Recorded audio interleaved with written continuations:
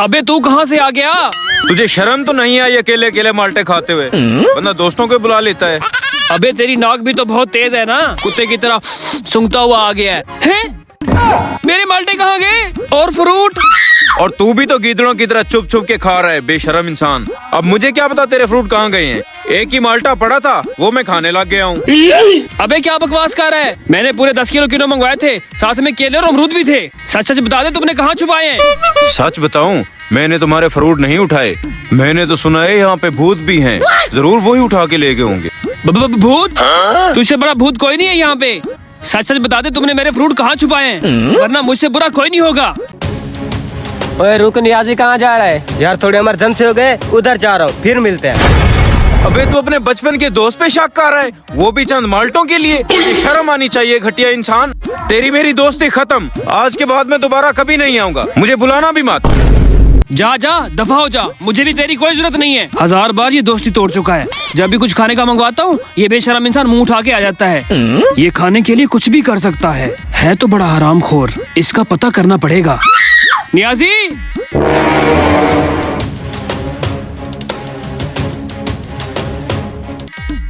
मलिक साहब, नियाजी आपको यहाँ नहीं मिलेगा, वो तो इस तरफ भागता हुआ जा रहा था। क्या भागता हुआ जा रहा था?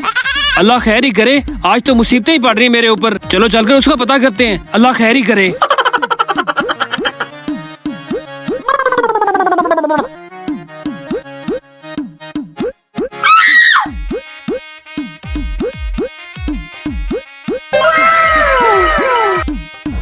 फ्रूट तो सारे मैंने उठा लिए, अब जाता हूँ साद के पास, वो मेरा इंतजार कर रहा होगा। अरे ये नियाजी कहाँ मर गया? अब तक तो आ जाना चाहिए था उसको। साद, मैं आ गया। क्या चाल चले आपने? मान गया मैं आपको। देख ले नियाजी, वक्ते की शागिर्दी में मौजें करेगा, मौजें। ले मुझे दे। हाँ सही है तो है। पता नहीं कहाँ चला गया नियाजी। Oh, no! ये दोनों यहाँ पे और मेरे फ्रूट खा रहे हैं। देखा, मेरा शक बिल्कुल ठीक निकला। आपने ठीक कहा। चलो।